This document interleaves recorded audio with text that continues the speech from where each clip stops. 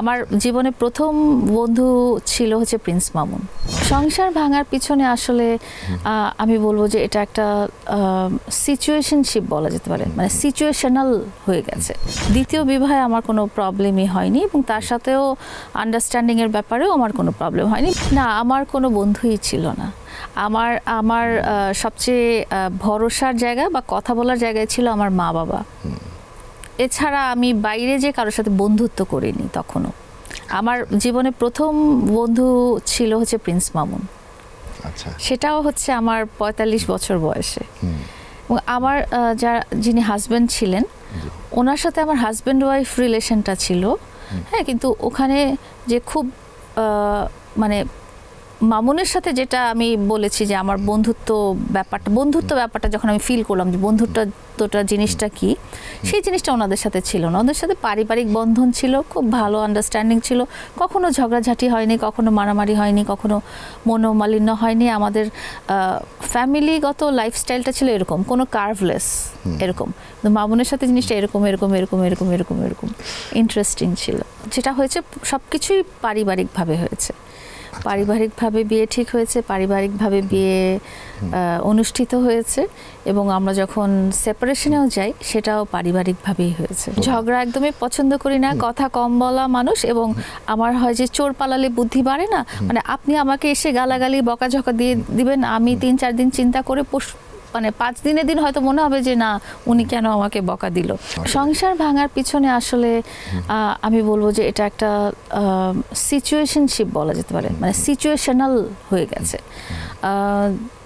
মানে এত তাড়াতাড়ি এতদিনের ব্যাপারটা ডিসক্রাইব করা সম্ভব না, বাট যেটা হয়েছে যে এখানে কোনো মারামারি কাটাকাটি বা মনোমালিন্য এই ধরনের কোনো ব্যাপার ছিল না। এখানে যেটা ছিল যে সিচুয়েশনের কারণে হয়ে গেছে। সিচুয়েশনটা অনেকই ব্যক্তিগত। তো এটা আসলে এখানে যেখানে আরেকজন পার্সন জড়িত, যিনি মিডিয়া পার্সন না, তো তার ব্যক্তিগত কথা আমি আসলে এখানে বলতে পারি না। আমার প্রথম সেপারেশনের পরে আমার দ্বিতীয় ম্যারেজটা হয়েছে আফটার 5 ইয়ার্স, এবং এটাও পারিবারিকভাবেই হয়েছে।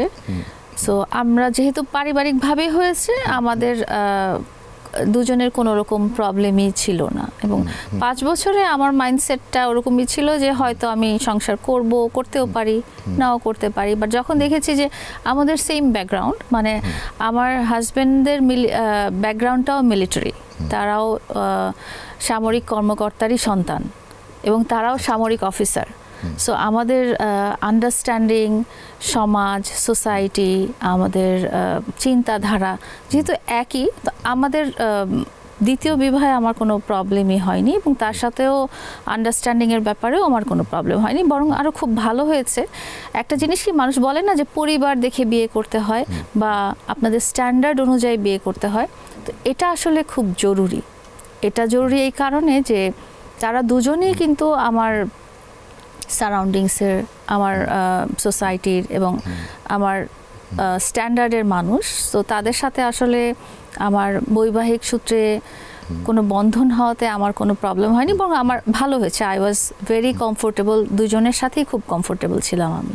এটারও সমাপ্তি যেটা বললাম যে দুটো সিচুয়েশনের কারণে হয়েছে এবং দুটো বিচ্ছেদই কিন্তু পারিবারিকভাবেই হয়েছে। সেটাও অনেক বছর, আমার প্রায় 6 বছর পরে, এমন না যে 2-1 বছরে, 6 মাস না, 6 বছর পরে, তো পারিবারিকভাবে। আমি এবং আমার পরিবার একটা জিনিস মনে ফিল করে, যেহেতু আমি বলেছি যে বিচ্ছেদটাও পারিবারিকভাবে হয়েছে, সেটা হচ্ছে যে আপনি যখন কারো সাথে রিলেশনশিপে যাবেন, আপনার মধ্যে ভালোবাসাটা থাকতে হবে।